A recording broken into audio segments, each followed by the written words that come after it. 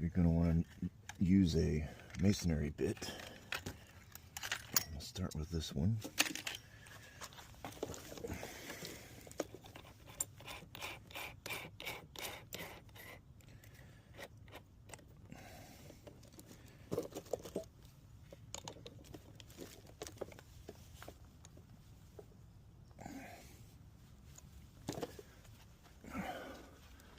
Make sure it's set in a hammer.